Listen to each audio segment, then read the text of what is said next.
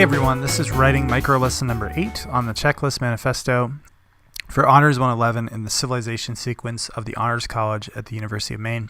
And I'm the instructor, Rob Glover. So this is our final micro lesson for this series of assignments. And in this final lesson, I kind of want to just go through what we've done thus far, where you can go from here, how writing assessment will proceed from here, both in this course and probably in your subsequent college career, and kind of review where we've been and talk about some of the ways in which you can use these foundational skills that you've gained in this course in your subsequent college writing. What we've done thus far, I laid out at the beginning this philosophy on writing drawn from the work of Atul Gawande, who wrote the Checklist Manifesto.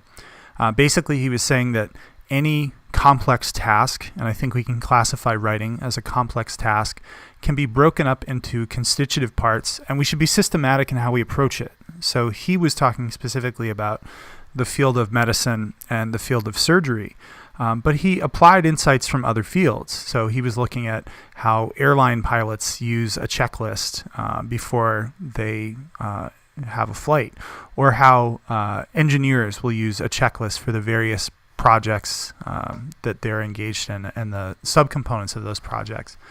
And so we carried that over to writing and said, writing is a complex task and it involves some basic skills. And so the series of micro lessons that you've had, it's not the totality of all those fundamental skills associated with writing, but at least with regard to argumentative and analytical writing, I think it's some of the core ones, some of the important ones that any first-year student moving forward in college writing should have a pretty solid handle on. And then you've been actually putting this into practice. So you've been applying those skills. The weekly assignments have been focused on specific skills.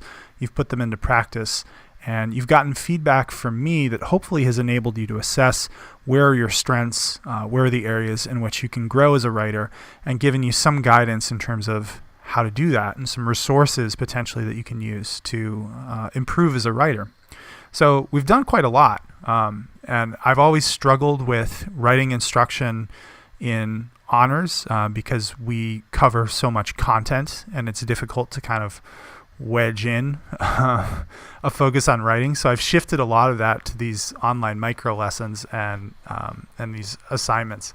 So hopefully this has worked well for you and given you some exposure to those foundational skills. So the question is, what do you do from here? Where should you go from here? What's next in terms of your growth as a writer and trying to master these foundational skills?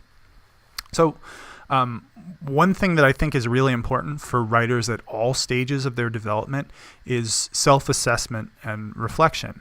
Right? We all are writers, even if we're in fields in which the writing is technical writing or lab reports, or we're just engaged in communication. An email is a piece of writing, and there's ways to be clear and direct and engage your reader, and ways to not do that. So I really do believe that we're all writers, and nobody is going to be in a setting in which they're not going to be engaged in writing.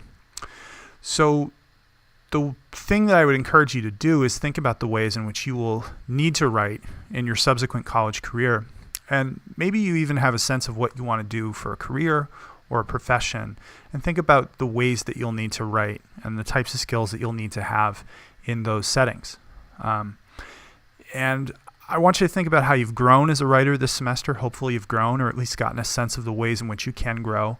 What are areas for future growth? So ask yourself, how will you try to strengthen these skills moving forward? Have you identified areas in which there's room to grow, and how would you do so? And then lastly, and I would really appreciate this, how effective or useful was this exercise in skill building, and how could it be made more effective? So I love to get feedback from students because you all have a sense of what's working and what's not working. And so if you have constructive criticism, feel free to reach out to me. So hopefully your self-assessment includes not only assessment of yourself, but assessment of ways in which I can be more effective and be better at ensuring that students have the skills that they need. And I'd love to get that feedback from you. So what you have, what I passed out in class and what is available on the Blackboard site is the Checklist Manifesto. As I said, it stems from this larger philosophy about writing, that writing is a complex and multifaceted task. And anytime there's a complex task, there's room for error and there's room for bad habits or to fall into conventions that make you less effective.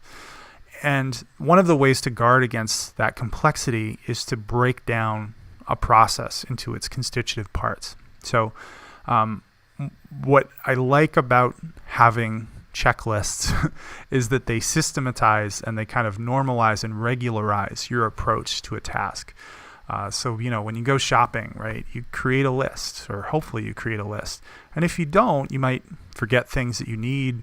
You might end up wasting time or buying a bunch of stuff you don't need. And that's something as simple as going to the grocery store. When we're trying to communicate things through writing, there's a lot of things that you need to attend to.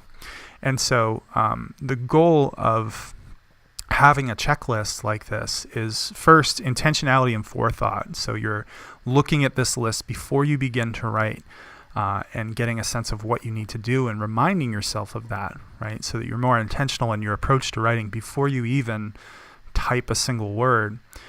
Then it's a useful resource in terms of the actual application. So in doing the writing, you can refer to it. And it's also a tool for feedback and critique. So, if you get criticism or feedback on your writing and it's pointing out some aspect of your writing that is lacking, you can say, okay, like where in the checklist does that fall? And what's the specific skill and the questions that I could be asking myself as I write in the future to do better there? And with anything, with any task like this, it's a work in progress, right? So don't expect to be a superstar writer, and try to be humble and receptive to feedback. I find that the best writers love criticism and are responsive to criticism.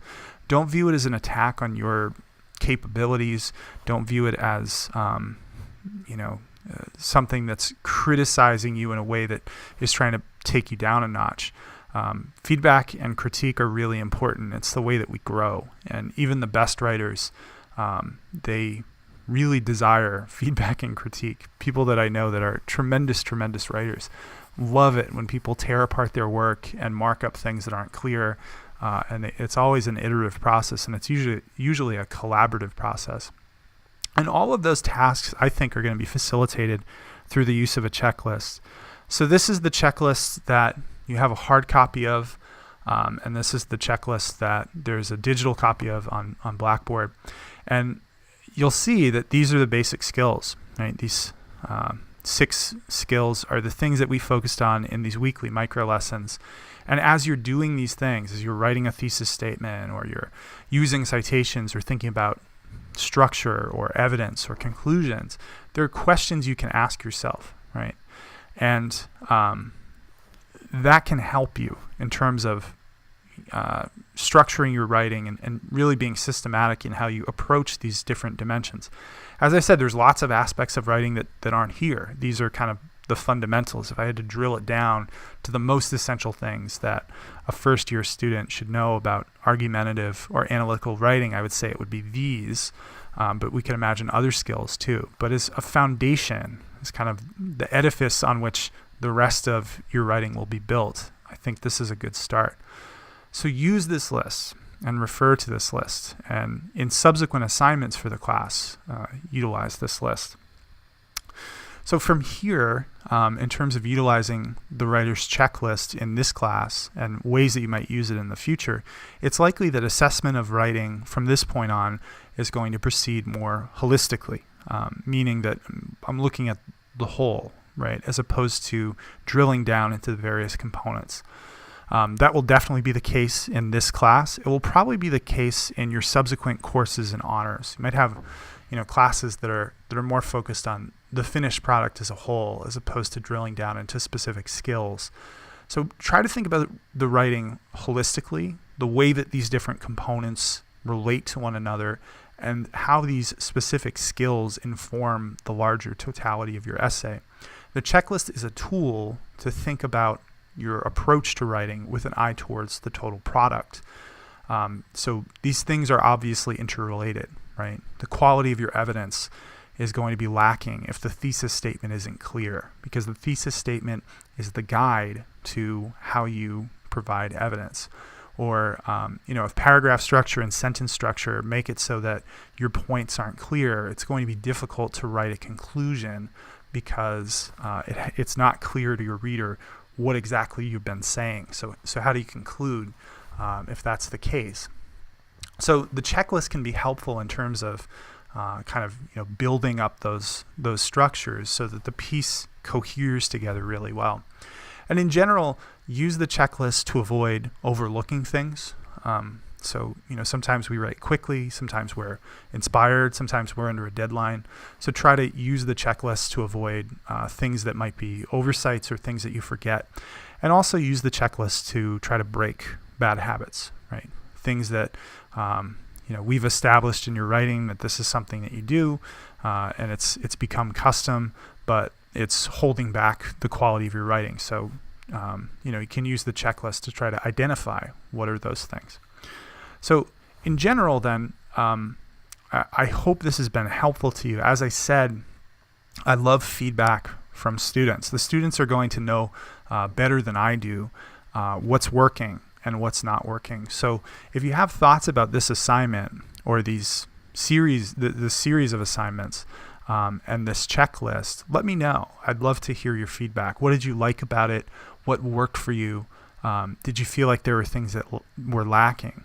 Do you feel like there are areas or skills of your writing that weren't addressed in this assignment and what could be included in the future? So also be thinking about what could be made better and what didn't work.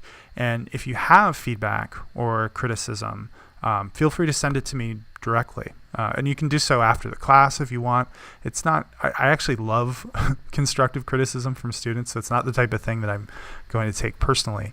That whole point about being responsive to feedback and kind of being humble and recognizing limitations, that's something that I try to embody. So when I get a comment from a student saying, here's something that I think could improve the course or improve this assignment, I get really excited. So don't feel as if I'm going to take it personally if there's something in this assignment that didn't work for you.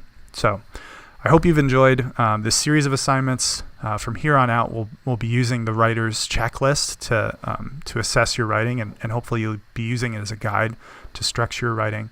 And I look forward to hearing any feedback you might have. Thanks very much.